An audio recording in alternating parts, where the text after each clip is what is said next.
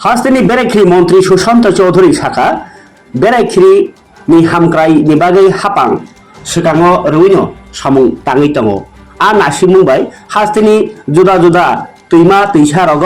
Water sports speed boat ताई सिकारा रगनो चल खालायनि साथारमुं नाहारै दङ मिया आगरतलानि अजयन्त प्रसाद बसकाङो काश्मीरनि मुकुटे रत्न हनै सिनिजात दाल लेकनि मुं गोनां हाउस बोट सिकारार पान्दानि बिसिंथै गोख्रां बाना नारै जेंनि रेखा बेरायखिरि मन्त्री बसाखा बेरायखिरि नायखुंनि साक्तार मुंबाय लक्ष्मी नारायण दैमाव बाहायनो बेरायनाय रग चालंनानि बागै कायसा सिकारा नारकेल कुंजआव बेरायनाय रगनि बागै कायथाम सिकारा ताई रुद्रसागर दैनि बागै कायनै सिकारा रजाखा आबो कारिबो छबि मुरानि बागै बाहायनो कायनैसि एबा 20टा आसुथाय गोनां नायथावथाव स्पीड बोट कायसा अ पान्दानि सिमिनो बानानारै रै रहर जाखा मन्त्री पान्दावतै बसाका बसकांनि सालो अमाहाय बोट 50टा कटाल पाइजाकनाय बो पुइतु खलायो बेरायखिरि थाइरगो काश्मीरनि दाल लेक हाइखायनो सिकारा राइड काइमान थग्रानि बागै बेरायनाय रकनि बागै सेबसाब रजाकनाय पान्दाव बोलो कारिबो तंखा बेरायखिरि नायखुंनि दागिफां प्रशांत बादल नेगी यां मन्त्री मोजां चौधरी कक्न थुनारनो साका राजबारिनि दैयाव बाहायनो स्पीड बोट चालंनानि बागै निर्महल एडभेंचर क्लाबनि चालक गोरों रकनो बाहायनो बारजार जागै दङ नै টেন্ডার আগেই হয়েছিল 50টা বোটের অত্যাধুনিক বোট এবং ধাপে ধাপে সেগুলো দেওয়া হচ্ছে। আপনারা জানেন যে জানুয়ারি মাসেও কিছু বোট প্রদান করা হয়েছিল। আজকে 8টা বোট এখানে দেওয়া হচ্ছে, যা ছবিমুড়া এবং নারিকেলকুঞ্জ ডুম্বর যে বিশাল জলাশয় সেখানে প্রদান করা হলো। আগামী দিনে আরও কিছু বোট আসবে এবং তার বাইরেও আমরা এবার আরও নতুন করে 50টা অত্যাধুনিক বোট এবার ক্রয় করব, যেগুলো ত্রিপুরা রাজ্যের বিভিন্ন জলাশয়গুলোতে প্রদান করা হবে।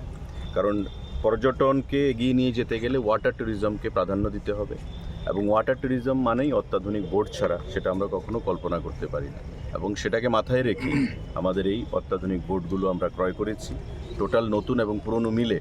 আগামী দিনে 100টার মতো বোট আগামী কয়েক মাসের মধ্যে ত্রিপুরা রাজ্যের বিভিন্ন জলাশয়গুলোতে আমরা দেখতে পাবো। তার বাইরে আপনারা জানেন যে পর্যটন ত্রিপুরা রাজ্যে যাতে সামনের দিকে এগিয়ে যায় এবং একটা বিকল্প অর্থনীতির ব্যবস্থা করা যায় সে দিশায় রাজ্য সরকার কাজ করছে। এবারকার বাজেটেও পর্যটনের জন্য বিশেষ গুরুত্ব দেওয়া হয়েছে। কেন্দ্রীয় সরকার আমাদেরকে প্রায় 97 কোটি 70 লক্ষ টাকা প্রদান করেছেন শক্তিপীঠ নির্মাণের জন্য, 51 শক্তিপীঠ। তার বাইরে জিরানিয়াতে এসএন কলোনিতে সেখানে অত্যাধুনিক পার্ক তৈরি করার জন্য আমাদেরকে 48 কোটি টাকার উপর স্যাংশন দিয়েছেন। আগামী দিনে যে ডিপিআর আমরা জমা করেছি সেক্রেটারি এবং ডাইরেক্টর ট্যুরিজমকে নিয়ে কেন্দ্রীয় মন্ত্রীর কাছে, আগামী দিনে আমরা আরও প্রায় 100 কোটি টাকা পাবো ত্রিপুরা রাজ্যে যে ডিপিআর আমরা প্রদান করেছি সেই ভিত্তিতে জাম্পুই এবং আমাদের বিভিন্ন পর্যটন ক্ষেত্রগুলোকে নতুন করে তৈরি করার জন্য। এবারকার বাজেটে আপনারা জানেন যে বাজেট সেশন চলছে। আজকে বাজেট আমাদের পাশ হয়েছে, আরও একদিন বাজেটের অধিবেশন আছে 1 তারিখ। এই বাজেটেও আমাদের দক্ষিণ জেলায় লুধুয়াটি এস্টেট, আমাদের মোহনপুরে একটা ইকো পার্ক, লুধুয়ার যে টি এস্টেটে ইকো পার্ক, তারপরে আমাদের যে বিভিন্ন যে প্রজেক্টগুলো ফেস্টিভ্যালস তার জন্য অর্থ ধার্য রাখা হয়েছে। তো স্বাভাবিকভাবেই রাজ্য সরকারও সেটা উপলব্ধি করতে পেরেছে যে পর্যটন যদি সামনের দিকে এগিয়ে না যায় তবে সরকারি চাকরির উপর যে সকলের নির্ভরশীলতাটা তার থেকে সরে আসবে না বা পর্যটনকে একটা বিকল্প অর্থনীতি হিসেবে তুলে ধরতে আপনারা জানেন যে ইতিমধ্যে যে বিভিন্ন হোমস্টেগুলো সেগুলোও কাজ করা শুরু করেছে এবং নারিকেলকুঞ্জ, ছবিমোড়া, জাম্পুই আমাদের বিভিন্ন পর্যটন ক্ষেত্রগুলোর আশেপাশে সেই হোমস্টেগুলো নতুন করে মাথা তুলে দাঁড়িয়েছে। এতে করে রাজ্যের মানুষের যেমন ক্রয় ক্ষমতা বৃদ্ধি পাচ্ছে, তাদের ইনকাম বৃদ্ধি পাচ্ছে এবং আগামী দিনে পর্যটনকে যে আমরা